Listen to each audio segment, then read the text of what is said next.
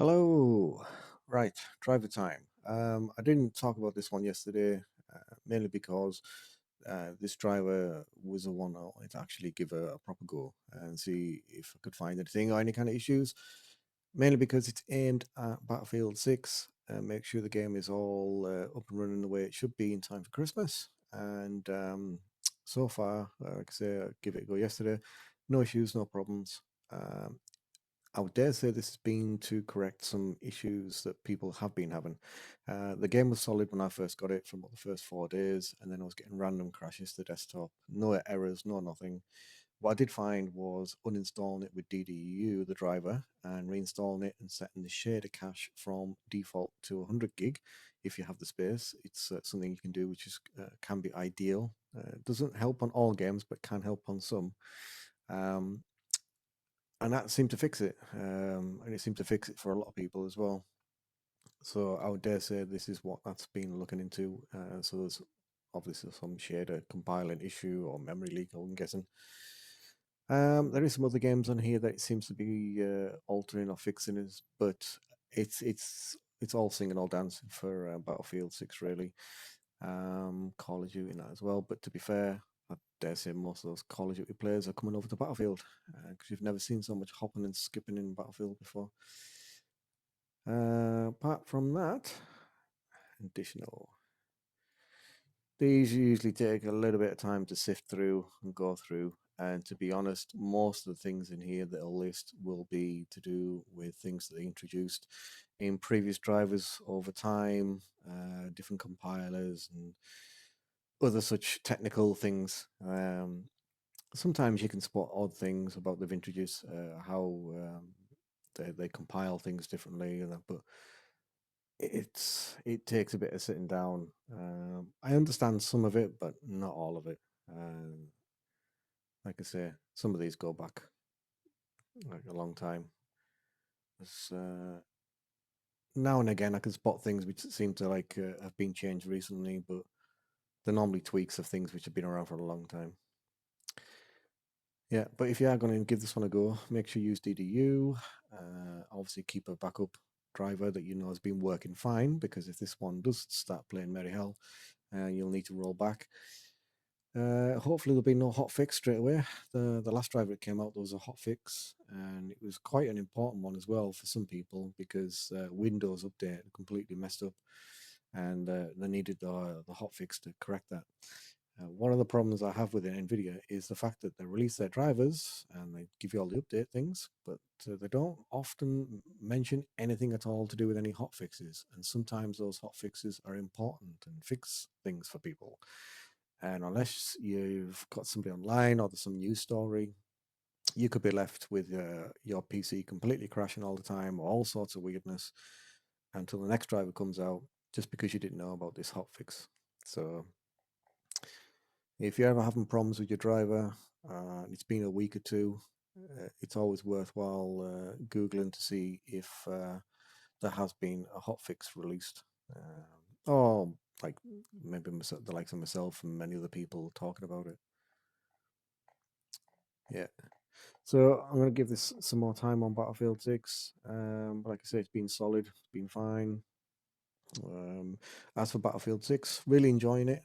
Uh, it needs to release more stuff before I can say which is the best one. But Battlefield 4 at this point in time is still untouched.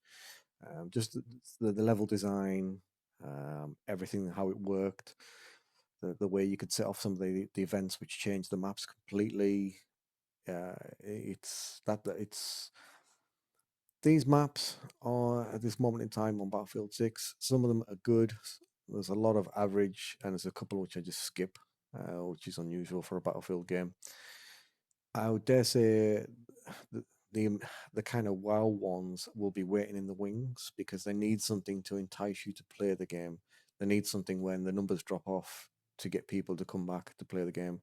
So I would think the ones which are going to knock people's socks off, as it were, are going to be future releases. But as I say, I mean, I'm playing the game a lot at this moment, so there's enough there, and there's also enough hackers, unfortunately. but that's kind of goes hand in hand with these games as well. It's you can't stop it. You can reduce it. What I always found in the past was that when you actually had private servers or ran by fans and stuff, it wasn't so much the anti-cheats that were in place. It was the people playing the game that kind of moderated.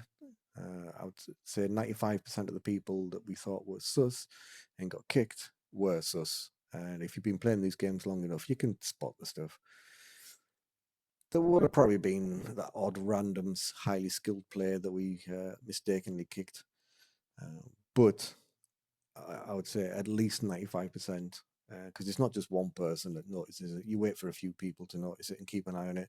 Sometimes when it gets highlighted, they just leave, or sometimes you'll actually find them when they've got like crazy amount of kills but no deaths or very few deaths. You'll just see them start like running into bullets purposely just to higher their kills, just to go, look, I am dying. It's just like, yeah.